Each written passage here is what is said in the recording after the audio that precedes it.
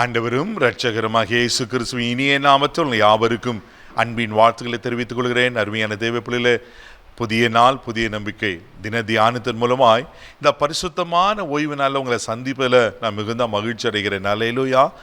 ஒவ்வொரு ஓய்வு நாளிலும் ஆவியானவர் நமக்கு அருமையான ஆலோசனைகளை கொடுத்து வருகிறார். ஆமே, அநேக ஆலோசனைகளை தியானித்து கொண்டிருக்கிறோம்.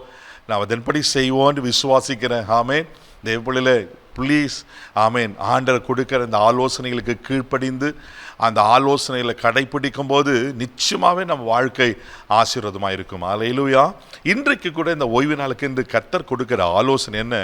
லேவியராகும் புஸ்தகம் 19ஆம் அதிகாரம் 11வது வசனத்தை கூட வாசிக்க கேட்போம். நீங்கள் களவு செய்யாமலும் வஞ்சனை பண்ணாமலும் ஒருவருக்கு ஒருவர் பொய் சொல்லாமலும் இருங்கள். ஹல்லேலூயா, ஹல்லேலூயா. பாருங்க, இங்க 3 காரியங்கள் சொல்லப்பட்டிருக்கு. ஒன்று, களவு செய்யாமலும், இரண்டாவது வஞ்சனை பண்ணாமலும், மூன்றாவது ஒருவருக்கொருவர் பொய் சொல்லாமலும் இருங்கள். ஹல்லேலூயா. தெய்வங்களை ஏற்கனவே நம்ம களவு செய்யக்கூடாது, வஞ்சனை செய்யக்கூடாது நான் பார்த்துருக்கிறோம். இன்னைக்கு ஆவியான சொல்லுகிற வார்த்தை ஒருவருக்கொருவர் பொய் சொல்லாமல் இருங்கள். இன்னைக்கு சிறு பிள்ளைங்கள் முதற்கொண்டு பெரியங்க வரையிலோட சர்வசாதாரணமாக பொய் சொல்லிடுறோம். சில நேரத்தில் விளையாட்டுக்கு தான் அதை சொன்ன அப்படின்னு சொல்லிடுவோம். தேவ பிள்ளையில ஆண்டவர் சொல்றாரு பொய் சொல்லக்கூடாது என்று. ஹல்லேலூயா. ஆமே. நான் சின்ன சின்ன சின்ன காரியத்தோட யோசித்து பார்த்தீங்கன்னாக்கா நம்ம பொய் சொல்லிடுறோம்ல.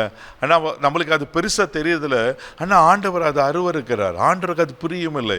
நம்ம ஆண்டவர் எப்படிப்பட்ட ஆண்டவர் தெரியுமா? வேதத்தில் வாசிக்கிறோம். அதே லேவியராகும் புஸ்தகம் 19ஆம் அதிகாரம் 12ஆம் வசனத்தை கூட நம்ம வாசிக்கும் போது அங்கே சொல்லப்பட்டிருக்கு. வாசிக்க கேட்போம். என் நாமத்தை கொண்டு பொய் ஆணை இடுவதினால் உங்கள் தேவனுடைய நாமத்தை பரிசுத்த குலைச்சல் ஆக்காமலும் இருப்பீர்களாக. ஹல்லேலூயா. பாருங்க, என் நாமத்தை கொண்டு பொய் ஆணையிடுங்க. சிலர்லாம் கடவுள் பேர்லேயே சத்தியமா, கடவுள் சத்தியமா அப்படி சொல்ல கேட்டிருக்கிறீங்களே தேவ பிள்ளையில. பாருங்க, அப்படி அவர் நாமத்தில் நாம் பொய் ஆணையிடக்கூடாது. உங்கள் தேவனுடைய நாமத்தை பரிசுத்த குலைச்சலாக்காது இருப்பீர்களாக. தெய்வ பிள்ளையில அவர் நாமத்திலையும் பொய் சொல்லக்கூடாது. அப்படி பொய் சொல்லும் போது அவர் நாமத்தை நம்ம பரிசுத்த குலைச்சலாக்கிறோம். நம்ம ஆண்டவர் யார் தெரியுமா? பொய் உரையாத தேவன். அவர் பொய் சொல்ல மனுஷன் அல்ல, மன புத்திரம் அல்ல என்று சொல்லப்பட்டிருக்கு. சங்கீதத்தின் புஸ்தகம் 5ஆம் சங்கீதம் 6வது வசனம் கூட நீங்க வாசிப்பீங்கன்னா அழகா சொல்லப்பட்டிருக்கோம். வாசிக்க கேட்போம். பொய் பேசுகிறவர்களை அழிப்பீர், இரத்த பிரியனையும் சூதுள்ள மனுஷனையும் கர்த்தர் அருவருக்கிறார். ஆமென். பொய் பேசுவர்களை அழிப்பீர். தெய்வ பிள்ளைகளே, பொய் பேசுறவர்கள் அழிக்கப்படுவார்கள். யார்? தேவனை அழிக்கிறாரா? அப்போ நம்ம எவ்வளோ கேர்ஃபுல்லாக இருக்கணும் இல்லை? சின்ன சின்ன காரியத்தில் விளையாட்டுக்கு தான் நான் சொன்னேன் அப்படின்னு நம்ம சொல்லிடுறோமே. பொய் பேசுறவர்கள் அழிக்கப்படுவார்கள். நீதிமொழிகள் புஸ்தகம் 12ஆம் அதிகாரம் 22வது வசனத்தை கூட நீங்க வாசிக்கும் போது அங்க சாலமோன் இப்படியாய் சொல்லுகிறார். வாசிக்க கேட்போம். பொய் உதடுகள் கர்த்தருக்கு அருவருப்பானவைகள், உண்மையாய் நடக்கிறவர்களோ அவருக்கு பிரியம். ஆமென். பொய் உதடுகள் கர்த்தருக்கு அருவருப்பானவைகள், உண்மையாய் நடக்கிற உண்மை பேசணும் ஆண்டவருக்கு பிரியமா. தேவப்பிள்ளையில இன்னைக்கு நம்ம வாழ்க்கை எப்படி இருக்குது யோசித்து பாருங்க. ஒருவேளை பொய் பேசுகிறதா இருப்பீங்கன்னா சின்ன விளையாட்டுக்கு தான். சில நேரத்தில் நம்ம பிள்ளைங்களை போய் பேசிடுவோம். ஆமென். தேவப்பிள்ளையில நாம் பொய் பேசுகிறத பிள்ளைங்க கவனமாக கவனிக்கிறாங்க. சில நேரத்தில் அவங்களே நீங்கள் அப்படி சொன்னீங்களே அப்படின்னு சொல்லிட்டு நம்ம ஜாக்கிரதையாக இருக்கிறது அவசியமாக இருக்குது. இன்னைக்கு ஒரு தீர்மானம் எடுங்க. ஆண்டவர் நீங்கள் கொடுக்குற ஆலோசனை தான். சின்ன காரியத்தை எந்த காரணத்தை கொண்டும் நான் பொய் பேச மாட்டேன்னு தீர்மானம் எடுங்க.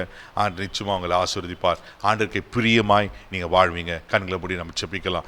அன்பு தகப்பனே, உமக்கு நன்றி சொல்லி உமக்கு துதிக்கிறோம். உமக்கு ஸ்தோத்திரப்பா. ஆண்டவரே, உமக்கு நன்றி அப்பா. உமக்கு ஸ்தோத்திரம். பொய் சொல்லாது இருப்பாயாக என்று எங்களுக்கு பிரதானமாக கட்டளையே நீங்கள் கொடுத்துருக்கீங்க ஆண்டவரே. அந்த 10 கட்டளைகளில் ஆண்டவரே பொய் சாட்சி சொல்லாத இருப்பாயாக சொன்ன போல் ஆண்டவரே அந்த பொய் நாவை நீங்கள் அருவருக்கீங்க. பொய் நாவை அழிப்பீர் ஆண்டவரே. அப்பா, சின்ன சின்ன விஷயத்தில் கூட விளையாட்டு கூட பொய் சொல்லாதபடி எங்களை காத்துக்கொள்ளும்படியாக நாங்கள் ஜெபிக்கிறோம். இந்த நாளில் நீங்கள் ஆண்டவரே நாள் முழுதும் கரமெடுத்து நடத்தும் கிருபை கொப்பு கொடுக்கிறோம். இயேசுவின் மூலம் ஜெபக்கேல பிதாவே, ஆமென். பொய் பேசாதீங்க, உண்மையை பேசுங்க. ஆண்டவங்களை ஆசீர்வதிப்பார். God bless you.